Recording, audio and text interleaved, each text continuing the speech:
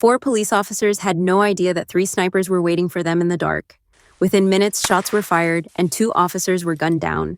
The remaining officers had only seconds to react and flee for their safety. This is the tragic tale of the Wieambilla shooting. Our story begins in Australia, Queensland. Within Queensland, there is a small rural area called Wieambilla. Wieambilla is extremely remote with almost no signs of life. In 2021, this rural area had a whopping population of just 78 people. Among those 78 residents were a trio who would become infamous for all the wrong reasons: Gareth, Nathaniel, and Stacey. Gareth and Nathaniel Train were brothers, and they were only 1 year apart in age. Their father, Ron Train, wasn't your typical dad. He was a pastor, and he later founded his own local church, hoping to help the disabled and poor Christians. But hold up, because this is no ordinary fellowship. Ron's teaching were a little unconventional. His interpretations of the Bible were extreme, distorted, and some would argue, cult-like. So it's not too surprising that his sons, especially Gareth, were heavily influenced by him. Gareth was the older brother. From a young age, Gareth had a poor reputation. He was known as hot-tempered, controlling, and prone to violent outbursts. There was once where he even got expelled from school for throwing a piece of glass at his classmate. And Gareth was also fascinated by violence. When the family moved to a rural farm, Gareth started hunting kangaroos and rabbits to fuel this dark obsession. And here's the kicker. He didn't just hunt alone. He actively encouraged neighbors and friends to join in on the fun. After high school, Gareth tried to join the Australian Defence Force. And this is a no-brainer. He failed the psychological evaluation. Honestly, let's all take a collective sigh of relief, because who knows what could have happened if he'd been accepted. Now, Nathaniel seemed to be the polar opposite of his brother. He was the golden boy. He was a star student and athlete. He even represented his school at state-level tennis competitions. He was friendly and everyone loved him. During his teenage years, Nathaniel met Stacey at his father's church. Stacey was also a fellow churchgoer. Their relationship blossomed under the watchful eye of Ron, and when Ron got wind of their romance, he urged them to get married as soon as possible. And that's what the young couple did. In 1995, Nathaniel and Stacey, barely 18, got married, and for a while things seemed normal. They had their first child, Madeline, in 1996, and their second, Aiden, came along in 1998. In 1999, during a relative wedding in Coffs Harbour, New South Wales, all hell broke loose. Gareth, Nathaniel, and Stacey publicly accused Ron, their father and pastor, of sexually abusing Gareth and Nathaniel throughout their childhood. This revelation didn't just ruin the wedding. It completely shattered the family. Later, the police investigated the allegations, but found no conclusive evidence to support the claims. After the fallout, Stacey divorced Nathaniel and married his older brother, Gareth. Yes, you heard that right. Then in 2015, years after the divorce, Nathaniel, the ex-husband, moved in with Gareth and Stacey. The 3 of them started living together as one household. By his 20s, Gareth had developed paranoid personality disorder. He was obsessed with conspiracy theories. For example, Gareth was convinced that the Port Arthur massacre, a tragic mass shooting in Australia, wasn't the work of a lone gunman, but a government-orchestrated plot to take away people's guns. And it didn't stop there. He believed that government planes were spraying secret chemicals from the sky to brainwash the population. He even went so far as to keep his phone in a foil-lined box because he thought the government was spying on him. What's truly chilling, however, is how he drew Stacey and Nathaniel into his delusions. Despite their increasingly radical beliefs, all 3 of them were employed as educators. Gareth worked at Camooweal State School, Nathaniel was the principal of Innisfail East State School, and Stacey was the principal of Proston State School. As a principal, Stacey wasn't exactly known for her compassion. Parents began to complain that she ignored reports of bullying. Instead of punishing the bullies, she punished the victims. Let that sink in. Students were bullied, went to her for help, and ended up being punished. Naturally, this caused outrage among parents, and the backlash forced Stacey to resign. Now, if you thought Stacey's actions were shocking, Gareth's behavior as a teacher was on a whole other level. On multiple occasions, Gareth slaughtered pigs on school grounds. He would butcher pigs with a knife and hang their carcasses in full view of students. Parents, understandably, were horrified. They started filing complaints, saying Gareth had no business being in a classroom. After just a year, in 2016, Gareth was forced to resign. With more free time on his hand, Gareth spiraled further. He now believed there were biochemical weapons that turns humans into non-humans. He began posting tons and tons of posts about various extreme conspiracy theories. In 2020, Nathaniel, who was still a school principal, married his second wife, Vanessa. This gave him a chance to step away from the trio. He and his new wife, Vanessa, moved from the rural town of Wieambilla in Queensland to Walgett, a quiet farming town in New South Wales. In mid-2020, Nathaniel began teaching at the local primary school in Walgett. With years of experience under his belt, he quickly climbed the ranks, becoming principal of Walgett Public School, but a sudden heart attack at work completely derailed his life. After his health scare, the couple had planned a trip together, but a few days before the trip, Nathaniel suddenly canceled the trip. He told his wife that he had received a divine guidance. He was instructed by the divine to leave his wife and rejoin Gareth and Stacy. That's exactly what he did. At that time, Australia was under strict COVID-19 lockdowns, and interstate travel was banned. But Nathaniel wasn't about to let a little thing like legal restrictions stop him. Surveillance footage showed Nathaniel's vehicle pulling up to a locked border gate. This gate blocked the bridge that connected New South Wales to Queensland. And to make matters worse, the whole area was flooded. He tried ramming the gate with his car, but that didn't work. So what did he do? He got out, pulled out a saw, and started cutting through the lock, bit by bit. Eventually, he got that gate open. Without hesitation, he drove right across the bridge and kept going, straight into Queensland. As he drove further into the flood, Nathaniel began to increase his speed, eventually hitting 60 kilometers per hour before his car stalled and became stranded. Then Nathaniel started discarding items from his vehicle into the rising floodwaters. A farmer who was nearby witnessed the entire scene. Curious, the farmer sent one of his workers over to ask Nathaniel what he was up to. Nathaniel claimed he was an anti-vaccine advocate who had recently lost his job and was on his way to visit family in Queensland. The farmer, feeling sympathy for Nathaniel, offered to drive him to the nearest town. During the ride, Nathaniel, now in the farmer's tractor, pulled out a rifle, several knives, and a longbow. The farmer thought Nathaniel looked like a real-life Rambo, fully armed, looking like something out of an action movie. As they continued their drive, Nathaniel borrowed the farmer's phone to make a call. Nathaniel spoke in cryptic language, possibly using coded phrases. At this point, the farmer started to feel like something wasn't right. So after dropping Nathaniel off, the farmer went back to inspect the abandoned vehicle. Inside the vehicle, there were Nathaniel's hospital records and documents identifying him as a teacher. When the floodwater has receded, the farmer found several items Nathaniel had discarded. The items include a bow, hunting gear, firearms, and ammunition. Alarmed by what he'd found, the farmer called the police. When officers arrived, they took the weapons and told the farmer the vehicle wasn't stolen. However, they did issue an arrest warrant for Nathaniel for illegally crossing the border into Queensland. Strangely, the officers left the abandoned vehicle for over a year. It wasn't until after the shooting that they finally processed it, but that part of the story comes later. In January 2022, Nathaniel was living with Stacy and Gareth when he called his wife, Vanessa, and he told her that he'd received another divine message. This time, he warned her not to get the COVID-19 vaccine because he's convinced it's part of some government conspiracy to control people.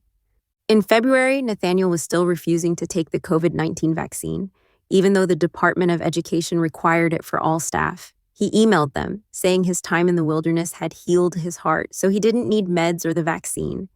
By March, the department had had enough and fired him as principal. Losing his job sent Nathaniel into a downward spiral. He felt betrayed and convinced it was part of some big conspiracy. Later, in an interview with ABC, he claimed it wasn't just about the vaccine. The real reason he was fired was because of emails he'd sent criticizing the school's policies, which he believed made him a target. As Nathaniel's frustration grew, he completely cut himself off from the world. He stopped answering calls and texts, and at this point, Vanessa was losing hope that their relationship could ever be fixed. By late May 2022, Vanessa had enough. After trying to fix their relationship and failing, she made the tough decision to drive to Wieambilla. But when she got there, she didn't even knock on the door. She just left Nathaniel's clothes and personal stuff in the yard, got back in her car, and drove away without a word. 6 months later, Vanessa still hadn't heard a word from Nathaniel. Growing increasingly anxious, she contacted Gareth for answers. Then Gareth forwarded her a message that was supposedly from Nathaniel. The message says, "I'm fine, just preparing to go camping for a few months." But Vanessa was skeptical. She knew Gareth, and she knew how controlling he could be. The message doesn't feel right.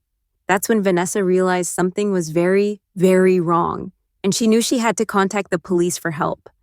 On December 4th, 2022, Vanessa went to a New South Wales police station to share her concerns and request a welfare check for Nathaniel. Since he was living in another state, New South Wales police passed the case to the Queensland Police. Shortly after, the Queensland Police posted a missing persons notice for Nathaniel on their official Facebook page. Gareth and Stacey saw the missing persons notice and immediately panicked. So they decided to set up a deadly trap for the officers who were coming for the welfare check. On the fateful day, December 12th, 2022, Queensland Police assigned the welfare check to the Chinchilla Police Station. They sent 2 officers, Keely Brow and Randall Kirk, to handle it. But since the welfare check was in a rural area, Chinchilla Police called for backup. In response, Tara Police Station sent 2 more officers, Matthew Arnold and Rachel McCrow, to join the mission. At around 4:30 p.m., the 4 officers approached the house. As they passed a mailbox, they had no idea it was hiding a camera. The camera was secretly recording their every move and sending it straight to the trio who was hiding. Cheers.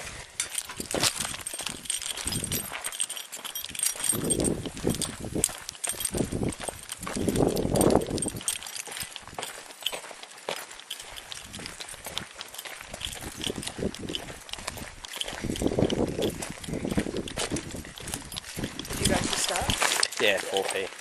Give it enough. Yep. What was your name, sorry? I haven't met you yet. Keely, Rachel, and Matt. She's our newest first year. Oh, how new did you start? Just started general phase. Yeah. Just started general phase. January. General phase.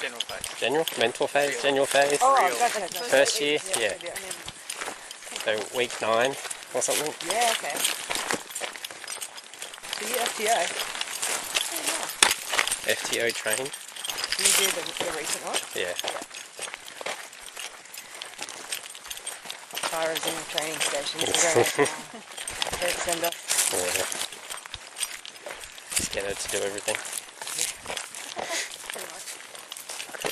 As you see, there's a arrest warrant for this fella. Yeah.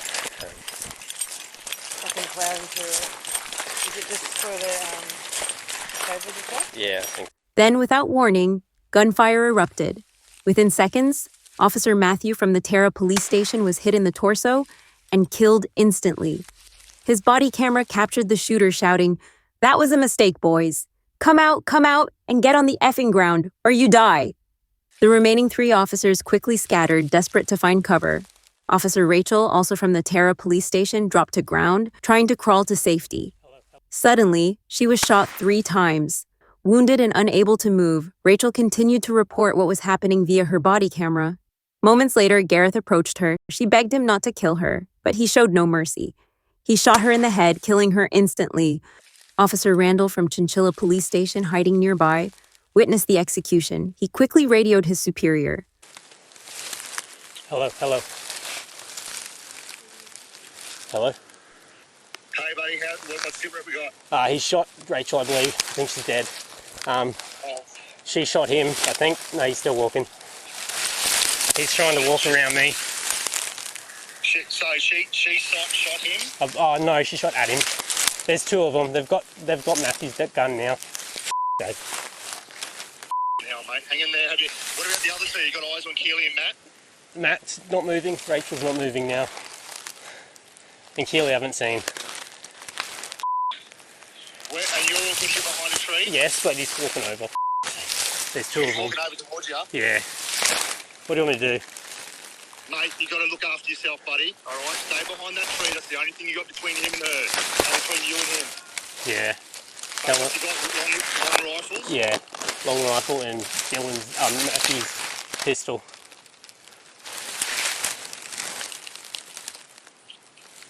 Hang on, mate. Stay on the phone. If you got to drop the phone, look after yourself and protect yourself. Yeah. They're just camped up. Just both of them. Mate, have you got any more trees behind you? Nah, not a lot. He's coming over. Should I run? Have you got trees behind you and you retreat back to the car? Yeah, maybe. Mate, do they know where you are? Yes, they do. Mate, can you, like, obviously scramble from tree to try and retreat out of there? I'll try. To try and do that? I can try. I can do that. Realizing he had to escape, he ran toward his police car.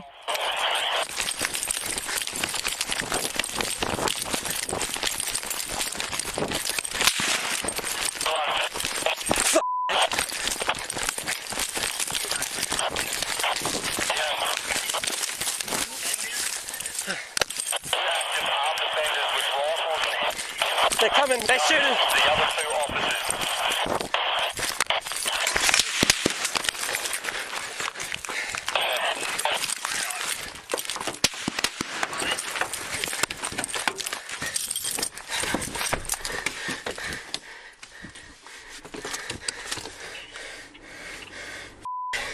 You good? I think I'm being shot.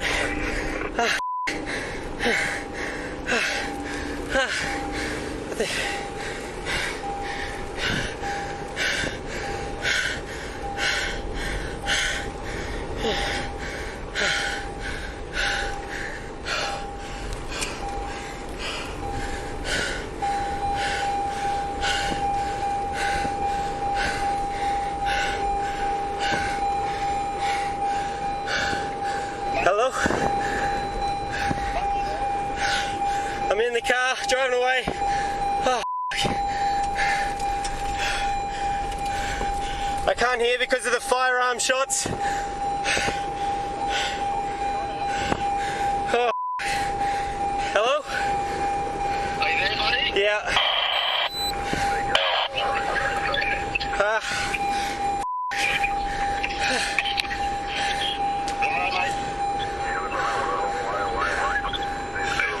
Where do you want me to drive to?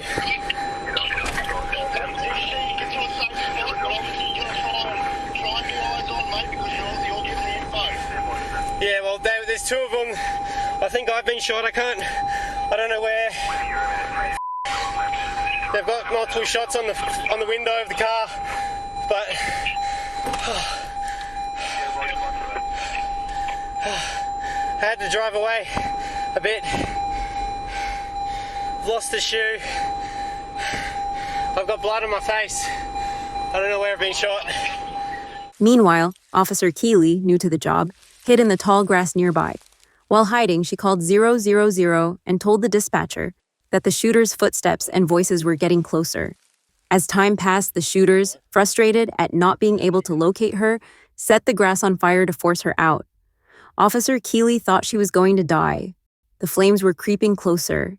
If she stood up and ran, she would most likely be shot. If she stayed hidden, the fire or smoke might kill her. As the fire burned, something else was unfolding. About half an hour after the shooting, neighbors Alan Dare and his wife Carrie saw thick smoke rising from the direction of the trio's house.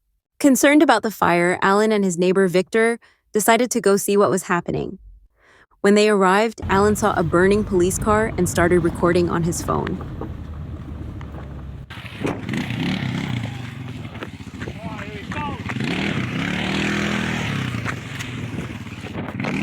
Don't get too close, Vic, because those bomb things are still going off.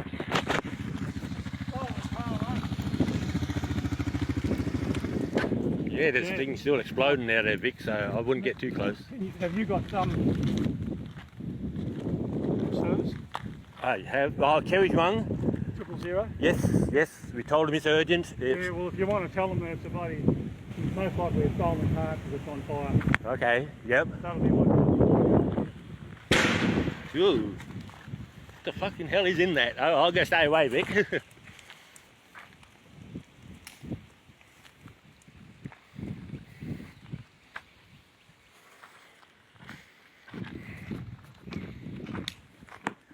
Oh, she's got no... There's a car driving off. Aye? There's a car. Oh, he's coming. There's a car coming.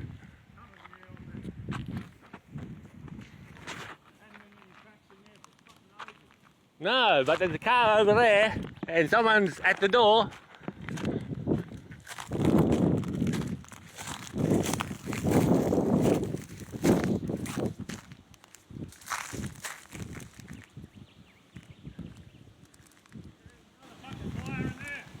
Another one. Well, someone just got out of that car, Vic. Someone just got out of that other car.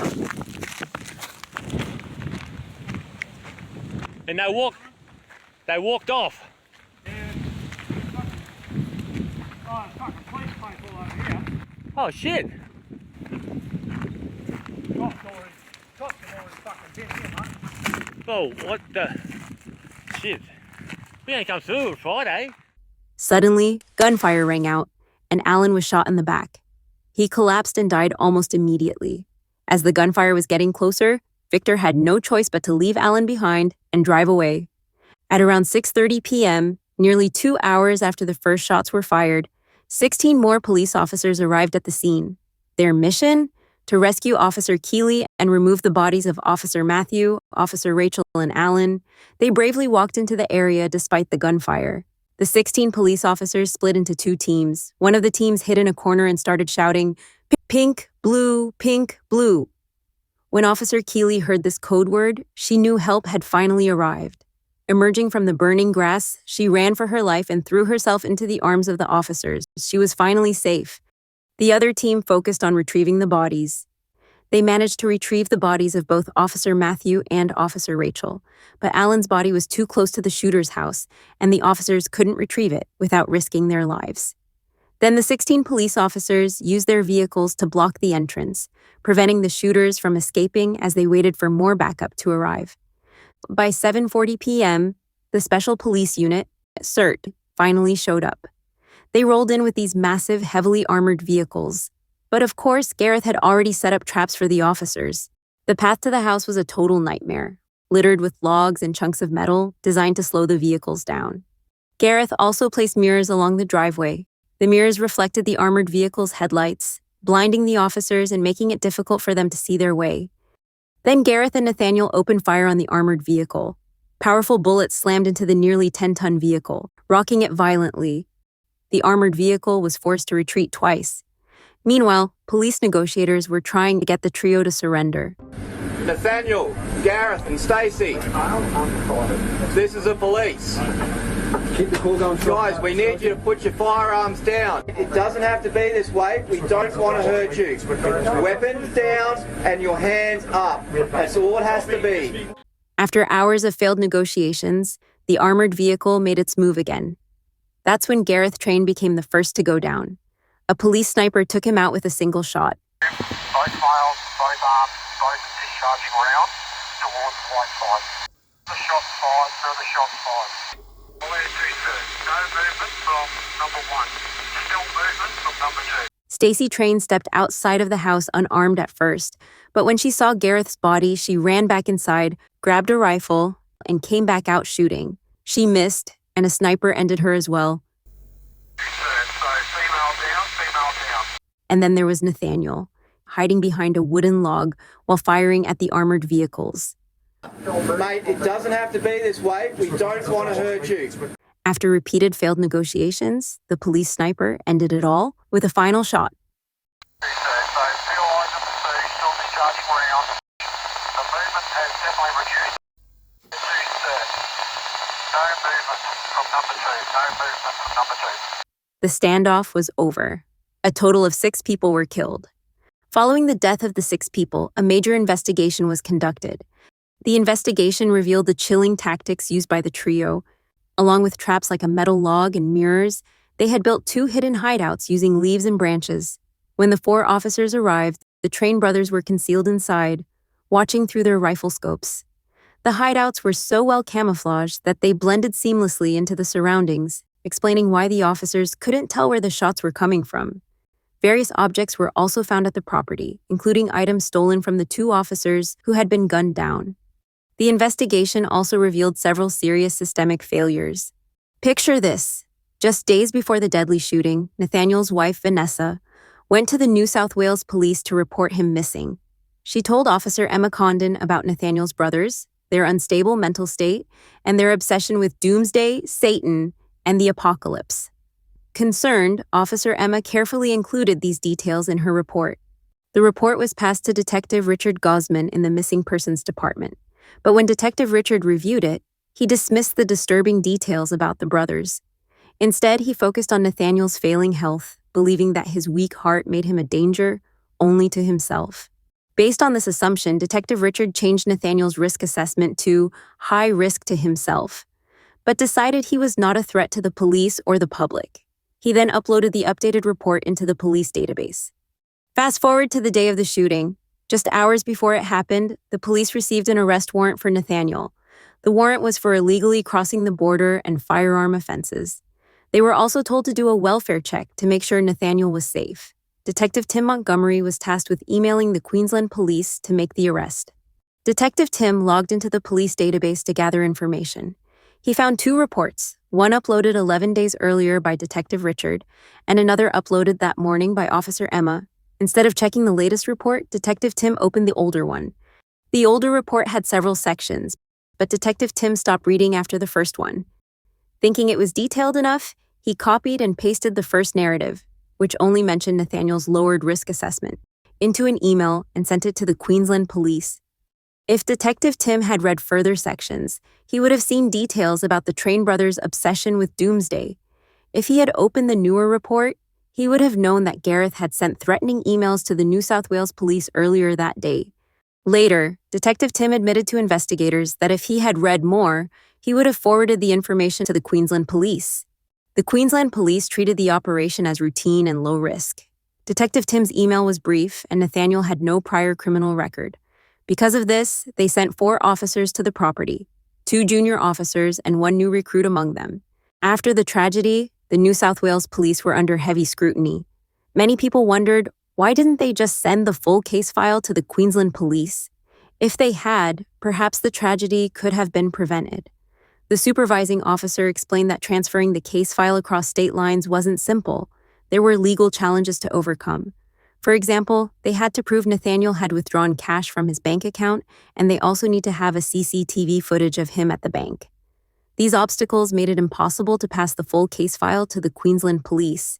Alan Dare's wife, Carrie, couldn't understand why the nearby residents hadn't been warned about the active shooter. Why weren't they told to stay home? Carrie also shared in court that when Alan left to investigate a fire, she called 000. The dispatcher, however, wasn't aware of the active shooter situation. She didn't even know that 2 officers had been shot 45 minutes earlier. Are there any flames? I can't see any flames, but the smoke's getting darker and more. Okay, smoke's getting darker and more. And more. It's just up in the sky. Okay. It looks like it's coming towards us. But more, yeah, okay. Okay. All right then, Kerry. It's dry, you said? The area's dry? Yeah. Oh, yeah, we're on hundreds of acres out here. Yeah, ground's very dry. We've had grass fires all the last couple of weeks. Okay, all right. So 2 big bangs, or 3 or 4 big bangs. Yeah, worse, lots. Getting bad. Yeah. Smoke's black. Please, yes. Yeah, Oh my God, there's another bang now. Another bang heard. Can you hear voices at all? Voices? Yeah, voices, people yelling, any directions. No, we're on hundreds of acres. Well, my neighbour's talking to Al at the moment. He's on the 100 acres next door. Yep. What's he? I don't know what he's doing. What's Vic doing? Is it closer to them? No, that's 1. It is 251. 256, 256. After where the shotguns are coming from. There's bombs. There's bombs. There's cans. Blowing up. Gas cans. There's enough shotguns out there. I know these ones are, but the shotguns before, same place it was coming from. We don't know. Okay. Where are you going? I've got this stuff. Okay. What are you taking? Okay, we'll go, yep. Okay, he's going out in the car to meet Rick and we're going to investigate. Sorry? Sorry, my husband's going to pick the neighbour up and they're going to investigate closer. I probably wouldn't. I'd probably just stay at home. I know this might sound bad, but I'm trying to get more information as to, what's going on. Yeah, if you they've already lost a house in the fire. They're not. I don't know. They don't think they're going to stay. Yeah, I understand that. Yeah. Okay. So your husband? He's in a blue territory. is getting into a blue territory, vehicle, Yeah. Yeah. with the neighbour Yeah. to investigate. Yeah. Where are you going? I'm going to absolutely advise against that. I know you've Yeah. lost houses. I know, Yeah. but I'm going. Yeah, I'm he's gone. going to. Sorry. They're just going to the top of the road. We can see from the top of the hill. They're just going to the top. Next door neighbours, you've got to go up the hill to their driveway, so we should be able to see more by there. He said he's not going far. It wasn't until after the call ended that the dispatcher learned the truth and called Carrie back. They're shooting at that property, 151, 251, that idiot across the road from Dick. Oh, yeah. There was gunshots, and they just shot my husband, and he's lying on the road, dead. And these people are too busy telling stories. The court questioned why the dispatcher didn't know about the active shooter. The dispatcher explained that while her colleague, who had taken Officer Keeley's call, entered the shooting details into a statewide system, she hadn't checked it. She said that during her training, they were told not to look at reports that weren't assigned to them. She admitted in court, "We'd most likely get in trouble for looking because it's technically snooping." Alan Dare will forever be remembered as a giant man that did things that really matter. He was generous, caring, and humble, with a heart of gold. Officer Rachel McCrow will forever be remembered as a kind person who loved to laugh. Her classmates from the police academy fondly remembered how she organized early morning beep test runs and sharing last-minute notes with the less studious recruits. Officer Matthew Arnold will always be remembered for his cheeky, charismatic personality. He was like a brother to everyone who knew him. As a triplet, he was the oldest by just a few minutes.